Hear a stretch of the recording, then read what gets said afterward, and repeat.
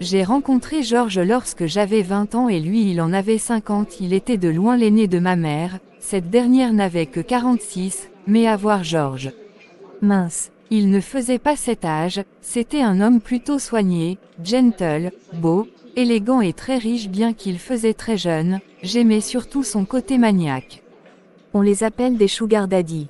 Au départ je ne savais pas qu'il était marié car il ne portait jamais son alliance. Par contre il avait des enfants, 2 filles, une qui avait à peu près mon âge et une autre plus petite. Ah je vois. On s'était vu pour la première fois à un anniversaire où j'avais été invitée par une amie qui est également ma cousine, et lui il venait pour récupérer sa fille qui était également invitée. Et dès notre premier regard tout de suite c'était le coup de foudre, il me regardait de loin avec insistance, à cette époque je me souviens j'étais vêtue d'une robe moulante très sexy, qui laissait transparaître le bout de mes seins car j'avais pas mis de soutif, et une talon vraiment très haute, j'étais ténue là à attendre un taxi, et lui il était garé de l'autre côté de la route. Donc tu étais sapée comme jamais. Ah oui, il était à peu près 22 heures du soir, à ce moment je ne savais pas qui était sa fille, et lorsque je vis une jeune demoiselle se rapprocher de la voiture, je m'étais dit que c'était sûrement sa copine et donc je m'étais mise à faire l'indifférente face à son regard. J'avais changé d'humeur, je ne m'intéressais plus du tout à lui, j'étais concentrée à me trouver un taxi pour me ramener car il commençait à se faire tard et cette zone était dangereuse. Avec le dehors même qui est devenu mauvais là. Alors quelques minutes après je vis devant moi garée une voiture de dernière génération, elle était vraiment grosse et au volant c'était Georges et sur le siège à côté, la fille. Pour ce soir jeune demoiselle je peux être ton chauffeur, donne-moi juste ta destination. Mais monsieur que faites-vous? J'essaye de vouloir raccourcir votre chemin. C'est pas grave monsieur, merci je préfère attendre un taxi. Tu es sur des talons, et ça a l'air de te fatiguer en plus dans une zone plutôt dangereuse, et Dieu seul sait combien de temps tu risques encore mettre là avant qu'un taxi n'arrive. Laisse-moi te raccompagner et ne tiens pas compte de ma fille, elle est comme ça. Sa fille venait de recoller les morceaux, moi qui pensais que c'était sa copine, or ce n'était que sa fille, mais ce que je n'avais pas compris c'était comment un père comme lui pouvait permettre à sa fille de cet âge de sortir au point de venir la chercher à une heure aussi tardive de la nuit. C'était après que j'avais compris que Georges était plutôt un homme free, un papa naturel, et aux habitudes de blanc car il avait vécu en Europe pendant longtemps et c'était l'éducation de là-bas qu'il inculquait à ses enfants. À l'éducation du blanc en Afrique. Merci beaucoup de m'avoir raccompagné, c'était gentil de votre part monsieur. Remercie plutôt ma fille qui m'en a plus tard donné la permission. Lol, ok merci ma belle. Bof, de rien. Papa on peut y aller maintenant? S'il te plaît j'ai sommeil. Tirez. Oui on ira. Mais je ne connais même pas comment tu t'appelles. Oups désolé, je m'appelle Luciole et vous? Moi c'est Georges et elle c'est Cassandra, ma petite Cassie mon casse-pied, c'est mon adorable fille, elles sont 2 mais celle-ci seulement ne me laisse pas. Papa arrête et allons-nous-en d'ici s'il te plaît, je suis fatiguée. Oui parce que tu as bu de l'alcool or je te l'ai défendu alors tu assumes sans toutefois te plaindre. Lol, bon je vous laisse au revoir, encore merci, bonne nuit Cassie. C'était ma première fois de voir un homme aussi simple que Georges et ce qui m'avait captivé était sa complicité avec sa fille, on voyait tout de suite qu'il s'abandonnait complètement à ses enfants. De nos jours c'est très rare de voir les hommes qui sont sérieux Qu'il partageait tout avec elle sans toutefois se fier à la relation de parents et enfants qui est très souvent tendue chez nous en Afrique ou alors père et fille. Ah oui il faut avouer qu'en Afrique c'est pas le lait Ils se comportaient plutôt comme leurs copains et c'était cela qui m'avait marqué. Georges n'était pas le premier vieil homme à me draguer, j'en avais l'habitude de me faire accoster par des hommes ayant le double, voire même le triple de mon âge, et pour dire vrai j'ai développé un penchant pour ces personnes-là plus tard à force de les côtoyer, du moins les hommes plus âgés que moi c'étaient mes préférés. Déjà au lycée je sortais avec mes professeurs, voire même mon proviseur. Je n'aimais pas les garçons de ma tranche d'âge, je les trouvais plutôt gamins et pas sérieux et surtout très ennuyeux. Donc tu aimes vraiment les hommes matures Oui j'aimais les hommes plus mûrs, matures et ayant un sens de la responsabilité, j'aimais les adultes car à leur côté je me sentais également adulte et femme et même si je ne l'étais pas encore à cette époque. Mais je faisais grande, et à la maison j'aimais être traitée comme telle, surtout que plusieurs fois c'était à moi que mon père confiait ses tâches les plus importantes. Donc tu étais comme son bras droit alors. Parfois il allait jusqu'à dire que c'est moi qui allais être son successeur car je savais gérer et manager, ce qui n'était pas le cas de ma sœur aînée et même de mon frère cadet. J'étais deuxième née dans une fratrie de 3 enfants, mes parents vivaient encore, mon père était cadre dans une banque de la place et ma mère était adjointe au maire d'un arrondissement d'une des villes du pays. Et donc on ne manquait de rien, nous avions tout à notre disposition surtout pour réussir.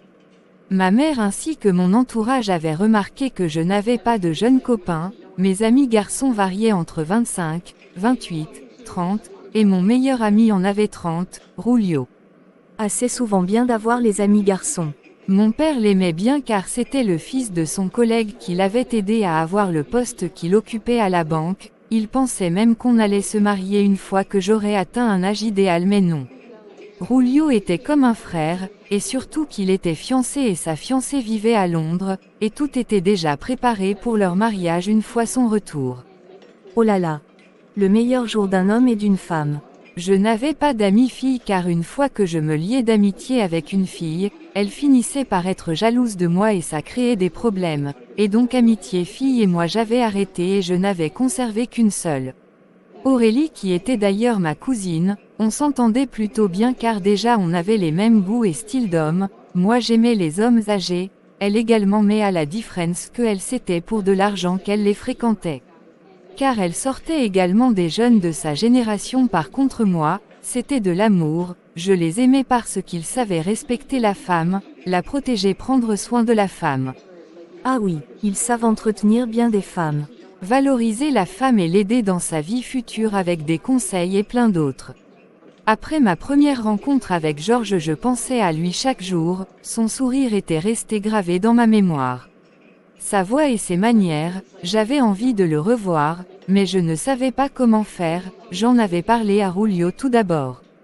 Après ma première rencontre avec Georges je pensais à lui chaque jour, son sourire était resté gravé dans ma mémoire, sa voix et ses manières, j'avais envie de le revoir, mais je ne savais pas comment faire, j'en avais parlé à Rulio tout d'abord.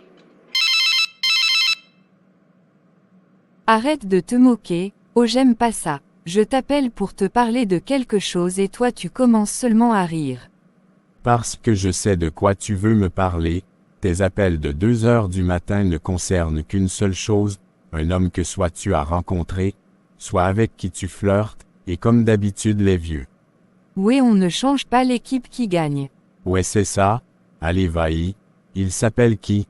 Georges. Je le connais. Bah non. Je l'ai rencontré à l'anniversaire d'Aurélie il y a quelques jours, il venait prendre sa fille qui également était invitée. Waouh, un père qui vient chercher sa fille à l'anniversaire. Elle avait seulement pigeon. Non c'est un père Frinor, un peu style Mbenguist et tout, bref c'est un père qui s'entend plutôt bien avec sa fille du coup il lui permet toutes les folies, je sais pas mais je me dis c'est ça au vu de ce que j'ai vu. Je vois, ok entre donc dans le vif du sujet. Qu'est-ce qui s'est passé avec le type? J'ai envie de le revoir mais je ne sais pas comment faire, déjà je ne sais pas où il vit, j'ai pas son numéro de téléphone, bref je ne sais rien de lui mis à part le fait qu'il s'appelle Georges et sa fille Cassandra. Je vois, mais si tu tiens à le revoir tu dois en parler à Aurélie, vu qu'elle a invité sa fille et bah elles peuvent être copines, et comme ça Aurélie recueille toutes les infos et te les donne. Oui c'est vrai, mais dis-moi ce que tu en penses, je devrais rester dans mon coin ou alors je devrais faire le premier pas. N'est-il pas marié? Bah je crois pas hein, j'ai pas vu d'anneau sur son doigt donc j'en sais rien. Je vois, mais tu sais il faut d'abord te rassurer que lui également soit fan de toi, tu vas pas te lever et te mettre à courir derrière un homme tout simplement parce qu'il te plaît. Suis pas une aguicheuse quand même. Bah voilà. Bref, j'abandonne l'idée. Raconte-moi plutôt comment les préparatifs du mariage avancent. Bah ça va, tout baigne. Paola rentre dans 3 mois et donc ce qui concerne sa famille ils vont faire la majorité des courses là-bas et descendre avec ici.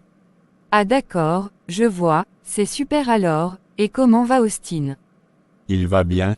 Il passe son temps à pleurer, il veut déjà voir sa mère. C'est pas trop dur de t'occuper de lui, avec sa mère étant si loin.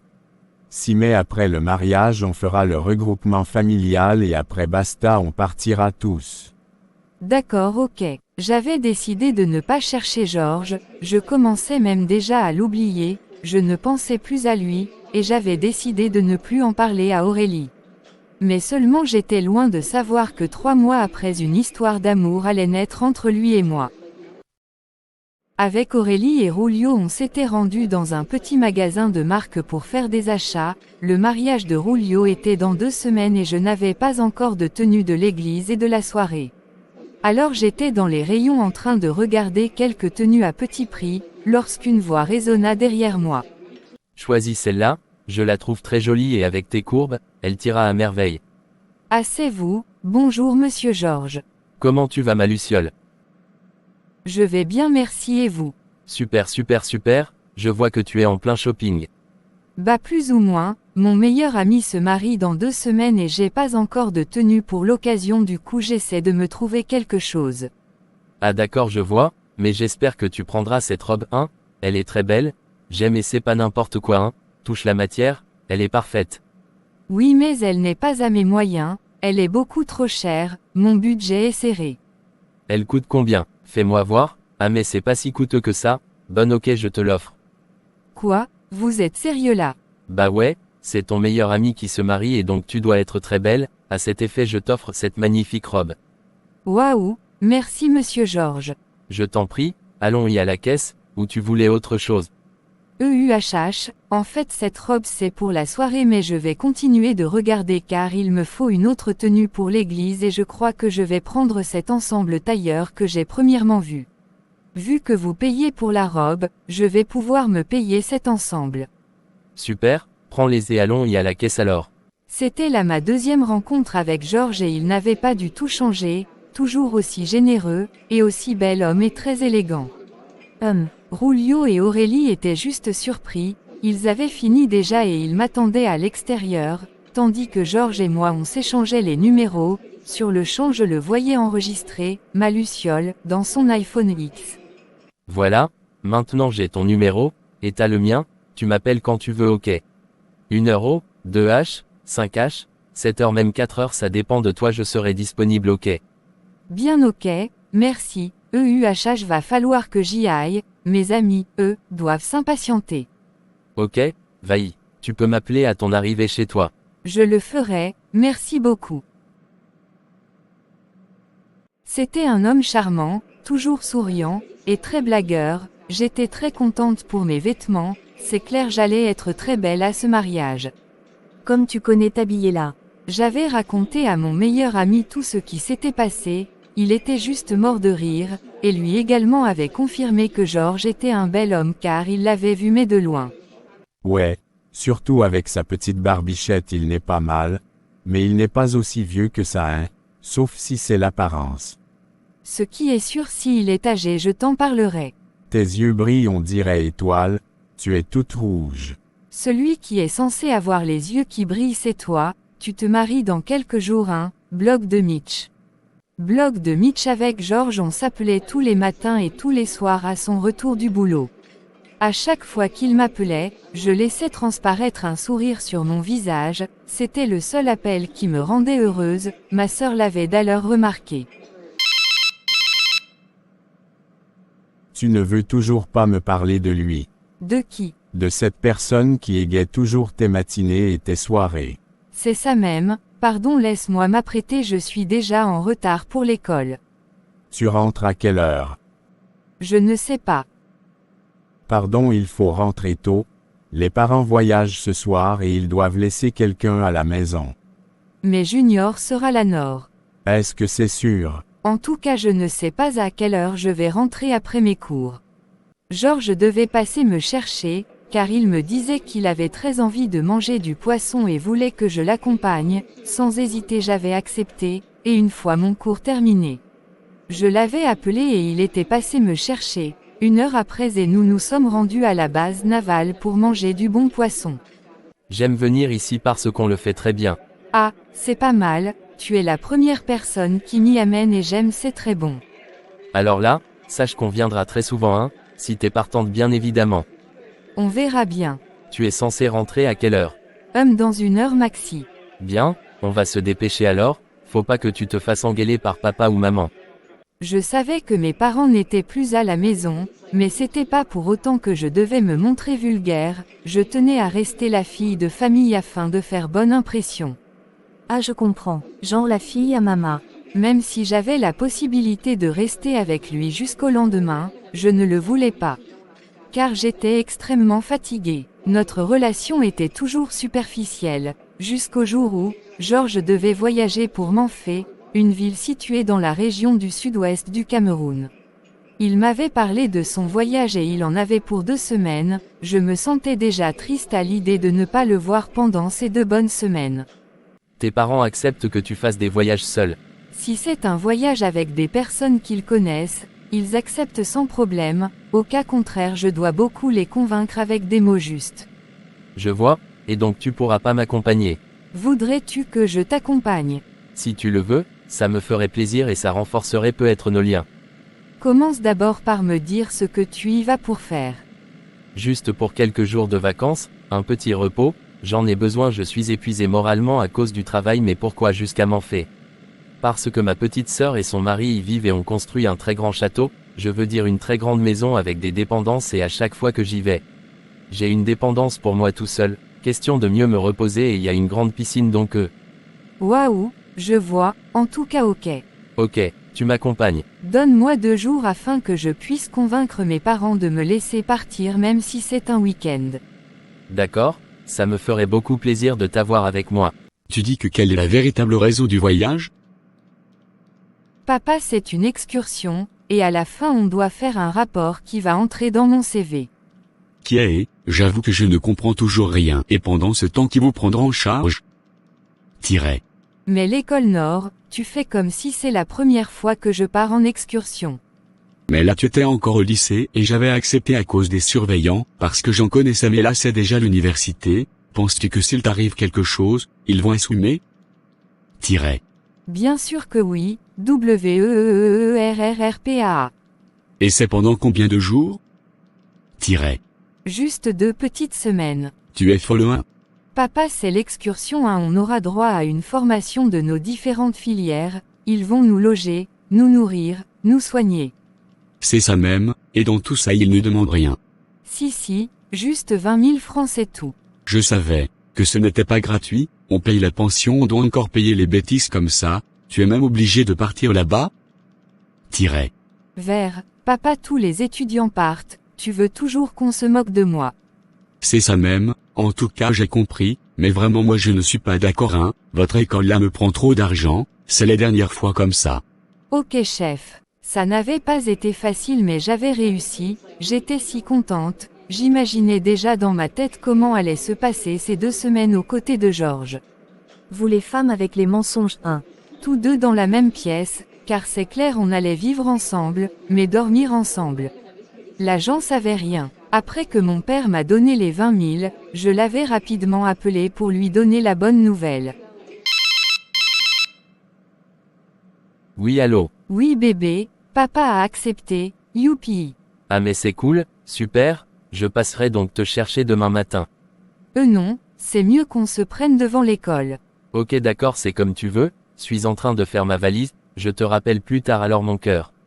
D'accord. Il venait de m'appeler « mon cœur » pour la première fois, justement parce que je l'avais appelé bébé sans toutefois m'en rendre compte, tellement j'étais joyeuse que les mots sortaient de ma bouche sans que je ne les contrôle. Nous avions été très bien accueillis par sa sœur et son mari, il avait fait des présentations et j'étais plutôt contente de rencontrer les membres de sa famille qui me traitaient si bien. EUHH Luciole, as-tu besoin de quelque chose? Non tata, c'est bon pour moi. Suis juste un peu fatiguée mais ça va, sinon j'ai bien mangé et c'était très bon merci. Je t'en prie ma chérie, tu es ici chez toi. Je passais un agréable moment, je prenais des photos, le paysage était beau, je ne savais pas que Manfé était une ville aussi belle. Tout me plaisait, c'était vraiment magnifique.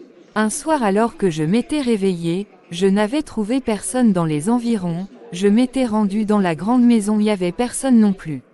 Ils sont à la piscine. Ah d'accord, merci, je m'en vais les rejoindre. Si ce n'était pas la fille de Tata Viviane, je n'aurais pas su qu'ils étaient à la piscine, je les avais rejoints et je voyais Georges et son beau-frère en train de nager. Dans cette piscine si grande, accompagnée des bouteilles de vin, des amuse-gueules, et un peu de musique. Luciole, tu veux pas nager? Je sais pas avec cette fraîcheur. Mais Nonan va y te changer et viens nous rejoindre. T'as un maillot de bain au moins. Si j'en ai apporté 2. Bah va y donc mettre ton maillot et tu viens t'amuser avec nous. Georges m'appelait la première semaine de son voyage, après plus rien, son numéro n'était plus joignable, je pouvais devenir folle, j'étais même tombée malade, j'avais maigri. C'était la première fois qu'un homme me faisait autant d'effets, je réalisais à quel point j'étais amoureuse de Georges, je l'aimais à la folie. Et je pensais qu'il m'avait laissé tomber et que tout ce qu'il me racontait c'était des mensonges, et tout de suite je me rappelais du fait qu'il pouvait être avec sa femme, la mère de ses enfants, un détail qui m'avait échappé. Tellement j'étais ivre de lui, je m'étais lancée sans toutefois vérifier. Ah, je vois. Mon père voulait m'organiser une fête mais je n'avais pas très envie car je n'étais pas dans mon assiette. Tu sais que quand tu as eu ton bac, je n'étais pas au pays et je m'étais promis me rattraper pour ton 21e anniversaire, car tu sais que tu es devenu majeur. Papa, je n'ai pas envie de fêter mon anniversaire. Pourquoi? Il y a quelques mois tu gesticulais ici par rapport à ça, maintenant tu dis que tu ne veux plus? Le jour là d'abord je compose la session normale, papa donne-moi juste l'argent et je m'offrirai un cadeau en souvenir. Luciole, depuis quand tu refuses la fête?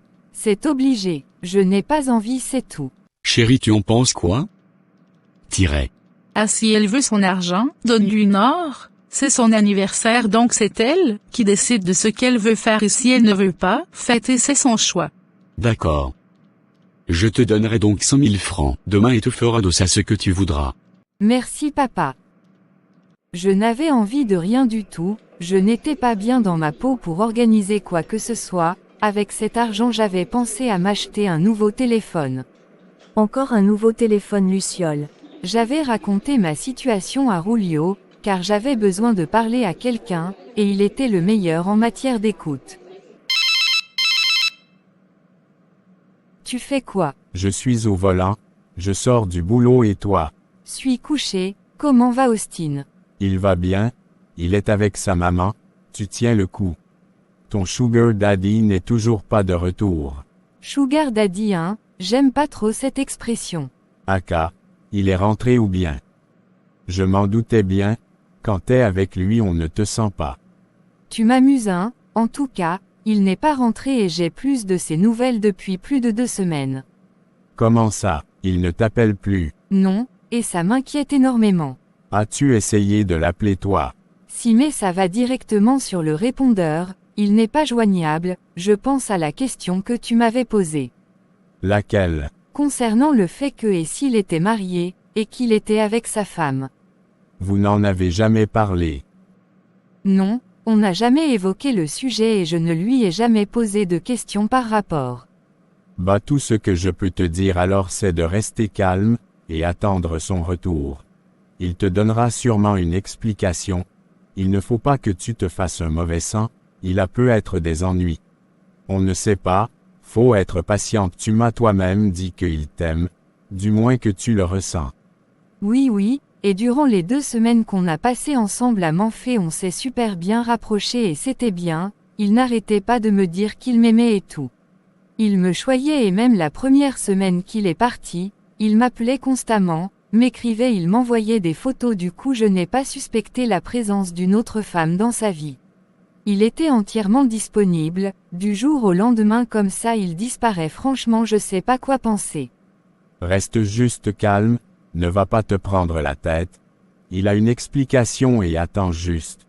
Parfois nous les hommes on a aussi besoin de notre propre espace. Ce qui veut dire que tu penses qu'il me trouve de trop.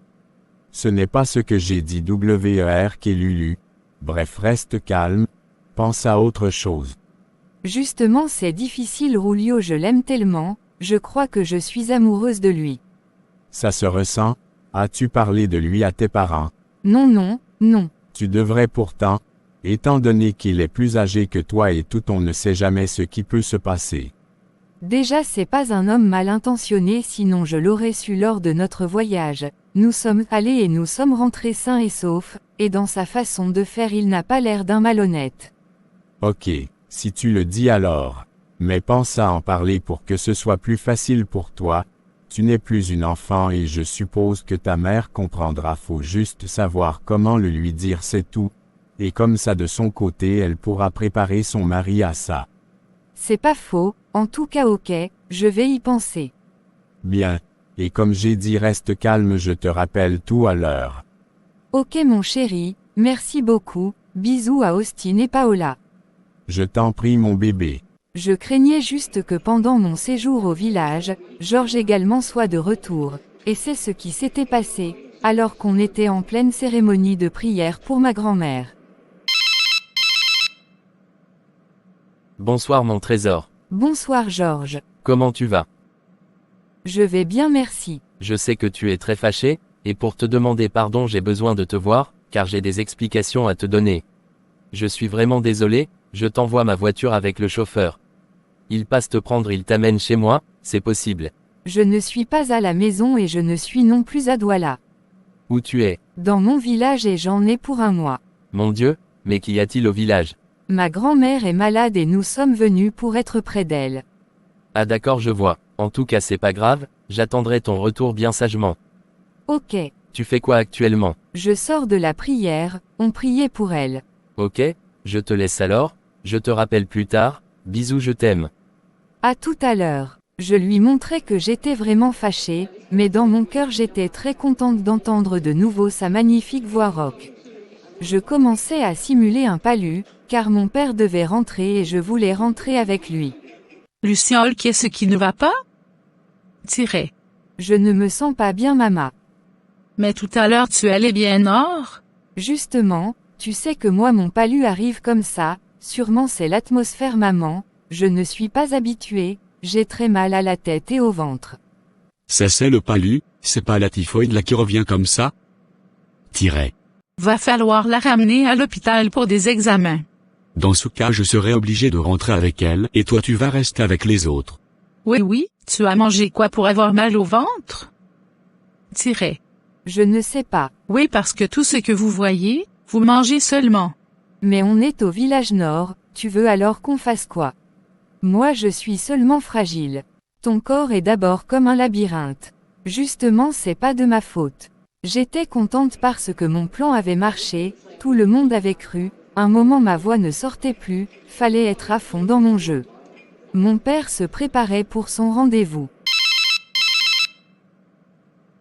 Je ne me sentais pas bien et mon père m'a ramené. Tu as quoi? Je sais pas, sûrement une petite fièvre, mais ça va passer, t'es où? Suis chez moi, tu viens. D'accord, tu me donnes l'itinéraire. C'est pas mieux que je t'envoie la voiture.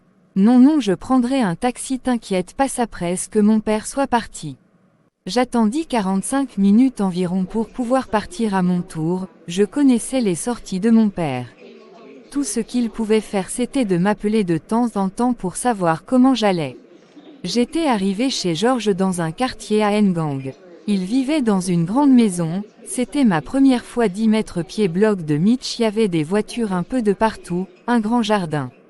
Bref, c'était grand, propre et beau en même temps, il m'avait ouvert la porte lui-même, voulant me faire un bisou central.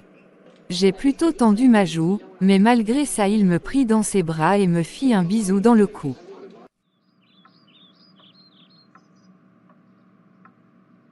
Je sais que tu es fâché et c'est tout à fait normal. T'es seul, où sont tes enfants? Mes enfants vivent avec leur mère, normalement ce sont les vacances, elles devraient être là mais je sais pas, bref il y a personne. Et tu vis tout seul ici? Bah oui, mes filles viennent souvent les week-ends, pendant les congés. Et les vacances, et j'ai une femme de ménage qui vient 3 fois par semaine juste pour le ménage. Ah d'accord. Raconte alors, tu dis que tu as quoi? On s'est parlé hier, tu m'as rien dit. Ah t'inquiète ça va, sinon dis-moi tout, tu as décidé de me larguer comme ça. Non, je ne t'ai pas largué, J'ai eu des soucis avec ma carte de séjour. Et lors du contrôle ils l'ont constaté et il s'est passé quelques petites embrouilles là, et ils m'ont d'abord placé en détenu en attendant que tout s'arrange et pendant ce temps ils avaient pris mon téléphone. Je pouvais pas émettre d'appel ni en recevoir jusqu'à ce que tout aille pour le mieux et j'ai dû beaucoup dépenser mais bon c'est rien. Aïe aïe aïe, je ne savais pas, je me faisais du souci et je pensais aussi que tu m'avais déjà largué. Non jamais, je ne ferai jamais ça, je t'aime beaucoup, tu es une femme exceptionnelle, malgré la différence d'âge qu'il y a entre nous. Pour moi ça ne compte pas. Je sais mais, à un moment va falloir se rendre à l'évidence. Le problème viendra sûrement de toi pas de moi car je sais ce que je veux. Je t'aime Luciole et je sais pas comment ça se passera, le moment venu mais sache que je serai toujours là pour toi. Peu importe tu le sais. Je ne savais pas ce que ça signifiait mais je comprenais qu'il fallait que je me prépare à quelque chose, car tout n'allait pas toujours être rose et sûrement quelque chose nous attendait devant et donc fallait être prête à gérer. Tellement j'étais excitée, ensuite il me porta jusqu'à sa chambre, ma robe était restée au salon, ainsi que mon slip, je n'avais que mon soutien avec moi. Georges maîtrisait mon corps. On s'était mis à coucher comme des sauvages, avec un petit brin de violence mélangé d'un peu de douceur, je criais de plaisir pendant que nous étions en plein ébat. Je crois que mes filles sont là ainsi que leur mère, j'entends leur voix.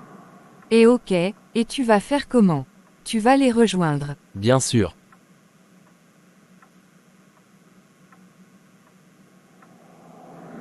Ok vas-y alors.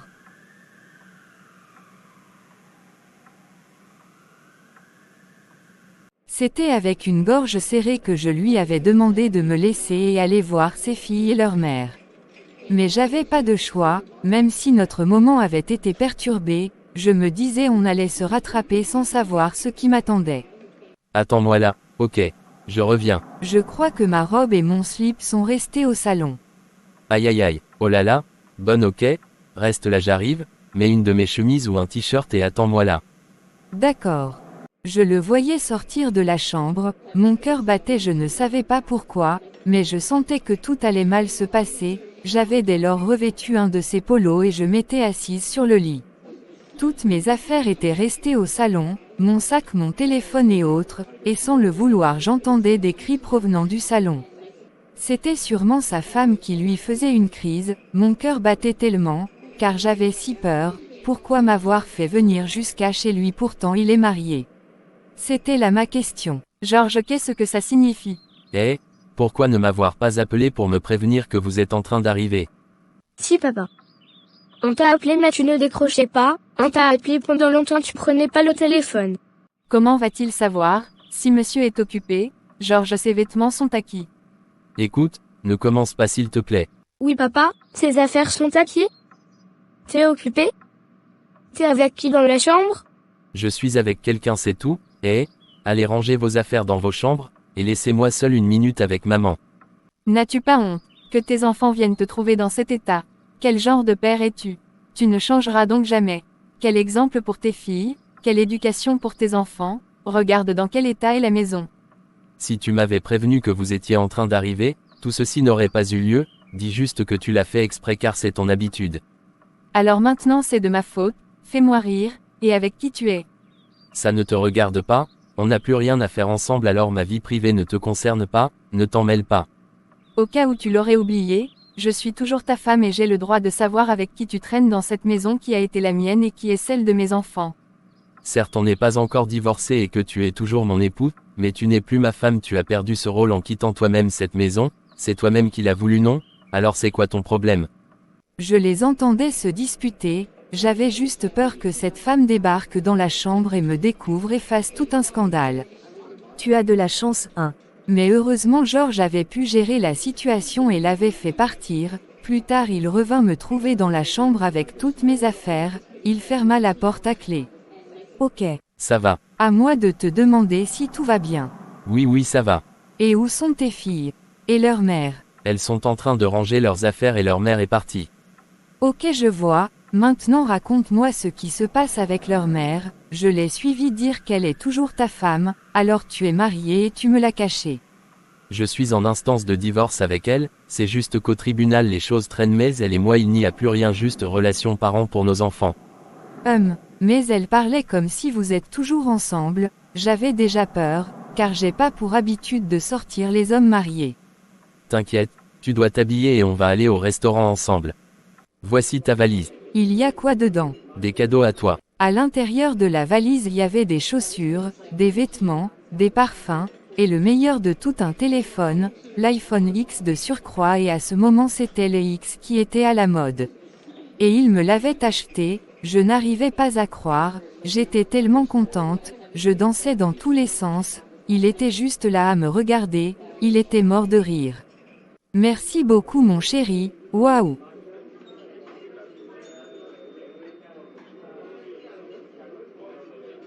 Pour le téléphone, c'est ton cadeau d'anniversaire vu que j'étais pas là et tu m'avais en parlé et donc j'en ai profité pour te l'acheter et te l'offrir. Merci, j'aime tout ce que tu m'as acheté, cette talon est très belle, par rapport au téléphone, merci beaucoup, je vais devoir dire à la maison que je l'ai acheté moi-même avec l'argent que papa m'avait donné. Vu que maman qui devait me l'acheter ne l'a plus fait à cause de l'état malade de sa mère. Il n'y a pas de problème, tu es ma reine. Et donc tu maîtrises. Mais c'était tout ça qui me rendait folle de lui, Georges prenait soin de moi sans que je ne lui demande, il m'offrait tout ce qui m'était nécessaire. Il était présent et même lorsque ma grand-mère est décédée, il avait été là à me soutenir sur tous les plans, ma grand-mère était finalement décédée quelques mois après. Et c'était la période la plus triste de ma vie, dans toute ma famille d'ailleurs, ma mère était inconsolable, car elle était son unique fille, surtout qu'il y avait des problèmes entre ses frères et elle. Ils ne s'entendaient pas et ne voulaient pas que mon père enterre sa belle-mère car dans notre tradition c'est au beau-fils d'enterrer sa belle-mère mais mes oncles s'étaient opposés disant que ma mère n'avait pas été dotée. Et donc ils ne reconnaissaient pas mon père comme leur beau. C'était une situation vraiment difficile pour mes parents, mon père était à bout de réflexion. Il ne savait plus quoi faire et ne pas enterrer ma grand-mère allait être pour lui une dette morale, et donc j'en avais en parlé à Georges pour qu'il m'aide à trouver une solution. Mon amour, je suis vraiment désolé pour tout ceci, vous devez être tous fort ok. C'est vraiment difficile, pourquoi mes oncles se comportent ainsi, ça fait déjà 3 mois que Mémé est morte, au lieu de laisser qu'on l'enterre avant de faire les problèmes. Ils préfèrent faire les problèmes avant de s'occuper du corps de leur mère, c'est pas normal même si ils ont raison tu vois. Mais je pense aussi que ce n'est pas le moment, selon moi n'est-ce pas, ton père devra juste donner sa contribution et se retirer. C'est-à-dire il participe comme tout le monde mais il ne porte pas le deuil comme il devrait le faire normalement pour éviter des problèmes. Mais c'est sa belle-mère la mère de sa femme, son épouse. Oui mais il ne l'a pas dotée, et c'est très important. Il y a des familles qui pour eux sans la dot ils ne reconnaissent pas le gendre. Donc tu penses qu'il devrait juste donner sa quote-part c'est ça? Exactement chérie, c'est pourquoi on dit il y a les erreurs à ne pas commettre car ça rattrape. Je ne savais même pas qu'il n'a pas doté ma mère, comment mon père aussi a pu faire une chose pareille? Peut-être aussi il y a eu des conditions qui le lui ont empêché, faut lui demander maintenant voilà ça. De toutes les façons, ce sera une erreur que je ne commettrai pas avec toi. Avec moi? Comment ça? Je veux dire je ne ferai pas comme ton père, j'irai te doter et ensuite on fera le mariage civil ou religieux ça dépendra de toi maintenant. Attends, tu me parles de quoi là? Sérieux que tu veux te marier avec moi? Pourquoi pas, tu n'aimerais pas, en même temps aussi je ne te force pas, je peux te comprendre, j'ai le double de ton âge et si tu es contre ce sera tout à fait normal. Je t'aime Georges et si notre amour conduit jusqu'au mariage crois-moi je serai la femme la plus heureuse au monde. L'âge pour moi ne compte pas, en plus tu fais même pas ton âge et donc t'épouser sera le plus beau des cadeaux que la terre m'aura offerte. Un moment je pensais que je rêvais, ou alors que c'était une blague, mais non il était sérieux mais alors très sérieux, il me parlait mariage. Georges et moi on était à presque 1 an de relation, et il me parlait déjà mariage, ça confirmait encore ce que je pensais de lui, c'était un homme sérieux et responsable. À ce niveau-ci je sentais que notre relation commençait à être sérieuse et vraie, et je prévoyais en parler à mes parents bien après les funérailles de ma grand-mère, je jugeais que c'était le moment pour moi de parler de Georges à mes parents. Des mois plus tard, nous étions sur le point de franchir la nouvelle année et donc c'était la période des fêtes. Georges avait décidé de parler de notre relation à ses filles et par la suite me présenter à elles et à quelques membres de sa famille. Même si sa petite sœur Viviane me connaissait déjà, pour moi c'était le début d'un engagement sérieux et d'une histoire sans fin. Tu penses qu'elles vont m'accepter? Pourquoi elles ne le feront pas? Je sais pas hein, tu es leur papa chéri et voir une jeune fille comme moi elle venir s'incruster dans la vie de leur papa comme ça en plus prendre la place de leur maman. Ne pense pas au négatif, tout va bien se passer.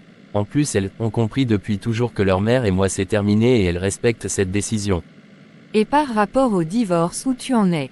Ça a été prononcé, Irène et moi on est divorcés. Jure. Suis sérieux? Je te montrerai les papiers quand nous serons à la maison. Mais pourquoi tu ne m'as rien dit? J'allais te le dire, toi tu es trop pressé comme la diarrhée. Respecte-moi hein. C'était la nouvelle la plus bonne de la journée, enfin Georges était un homme libre, même s'il s'était toujours comporté comme tel, les gens allaient peut-être penser que j'étais la cause de son divorce avec sa femme. Tata Françoise et moi-même, et c'était l'occasion parfaite de présenter Georges à la maison. Avant son arrivée, j'avais soufflé à ma mère.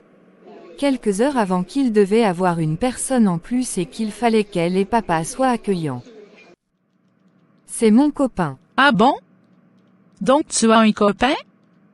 Petit ami? Oui maman, mon petit ami. Ok, mais tu m'en as jamais parlé, pourquoi? Parce que j'attendais le bon moment. Et il s'appelle comment? Il fait quoi dans la vie et tout? Il s'appelle Georges Eco, il est batanga de Kribi et c'est un comptable. Un cribien? Donc c'est un quoi, Sawa? Il y a un problème à Samaa. Non mais, en tout cas j'attends de le rencontrer avant de porter tout jugement. C'est mieux, mais je sais que tu vas l'apprécier, c'est quelqu'un de bien qui me rend heureuse et je l'aime. Je suis contente de l'apprendre ma fille, vous êtes en âge d'avoir de copains ta sœur et toi, c'est à cet âge-ci toujours que j'ai rencontré votre papa. Et jusqu'aujourd'hui on est ensemble donc fais juste attention.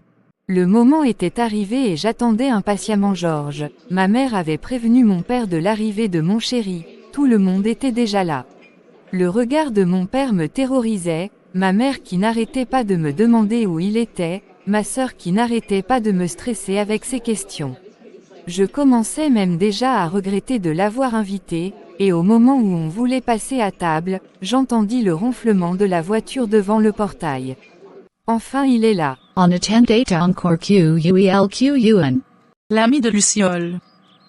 Tout le monde était étonné de mon cri, effectivement c'était Georges, mon Dieu mon gars était chaud ce soir-là, en plus il avait porté la chemise que je lui avais offerte à la fête des pères. Il sentait bon, il était très bien habillé et comme toujours avec son sourire envoûteur. Il sentait bon, il était très bien habillé et comme toujours avec son sourire envoûteur. Tu es belle et très sexy, ça va. Merci bébé, toi aussi tu es très beau, tout le monde t'attend, heureusement que tu es arrivé, on passait déjà à table. Ah bon, oh là là là, désolé d'avoir fait attendre, il y a des choses à prendre dans la voiture à temps. Il avait apporté un carton de vin, une bouteille de whisky pour mon père, 2 palettes de jus et une palette d'eau. Bébé tout ça. Oui, c'est ma première fois de venir chez vous, et de rencontrer ta famille et donc c'est comme ça qu'on fait en plus c'est une période de fête. C'est vrai mais une bouteille de whisky et un bouteille de vin auraient suffi hein, mais bon pas grave merci. J'avais fait signe à mon petit frère et mes cousins de venir m'aider à transporter ces boissons à l'intérieur, lorsque Georges et moi on se rapprochait de l'entrée principale qui menait au salon. Ma sœur fit exprès de sortir car elle était pressée de voir qui était celui-là que tout le monde attendait. Bonsoir monsieur. Bonsoir mademoiselle, joyeux Noël, ça va. Joyeux Noël, ça va bien merci. C'est ma grande sœur, elle s'appelle Jessie, et lui c'est mon ami, il s'appelle Georges.